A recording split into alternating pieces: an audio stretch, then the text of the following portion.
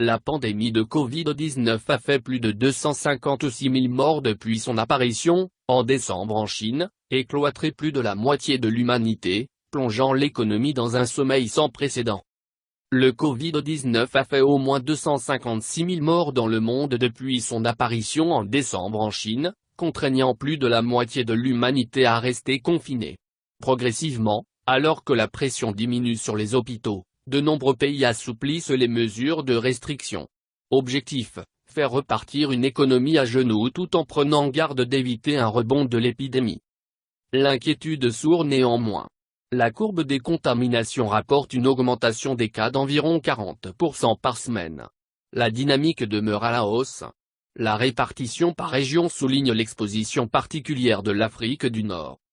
Au Maghreb, Tunis et Alger ont engagé un assouplissement mais s'inquiètent des écarts de leur population en matière d'hygiène et de distanciation physique. La Bavière, l'un des États régionaux les plus peuplés et les plus prospères d'Allemagne, a annoncé la réouverture de ses restaurants à partir du 25 mai, en dépit des consignes de prudence de Berlin. L'État américain de Californie prévoit également d'assouplir certaines mesures à la fin de la semaine, comme de rouvrir certains commerces non alimentaires pour des ventes à emporter. Ces régions profitent d'une situation relativement maîtrisée sur le plan sanitaire. La Russie se prépare, elle aussi, à une levée progressive du confinement, à partir du 12 mai, alors qu'elle fait face à une forte accélération de l'épidémie. Mercredi, les autorités ont enregistré plus de 10 000 nouveaux cas pour le 4e jour d'affilée. Le pays compte désormais plus de 165 000 cas. Officiellement, le Covid-19 a fait 1537 morts en Russie. Selon Moscou, ce bilan relativement faible est le résultat de la fermeture rapide des frontières, du grand nombre de tests effectués et d'un suivi des infections. Toutefois, ces chiffres sont mis en doute par de nombreuses voix critiques. Pression pour relancer l'activité face à la récession. Partout, la pression est forte pour relancer l'activité face à une récession mondiale et à une flambée du chômage sans précédent depuis 1945. Dernier exemple frappant d'une crise planétaire, Airbnb, la plateforme de réservation de logements, a annoncé le licenciement d'un quart de ses 7500 employés dans le monde.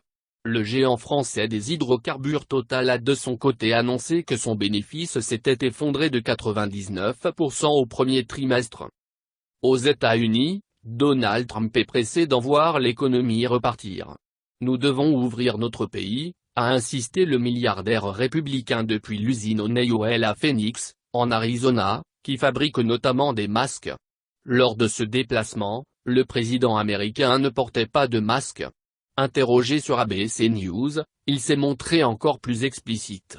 Pense-t-il que des vies seront perdues afin de rouvrir l'économie ?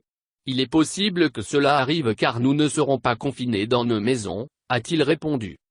La Commission européenne a prédit mercredi une récession historique dans l'UE cette année, avec une chute record du PIB de 7,4% en 2020, avant de remonter de 6,1% en 2021. La Grèce, l'Espagne et l'Italie vont souffrir davantage. Les 27 tentent de trouver un terrain d'entente pour créer un fonds de relance exceptionnel. Il sera gigantesque, avec une fourchette de 1,000 à 2 000 milliards d'euros, selon le commissaire européen Thierry Breton.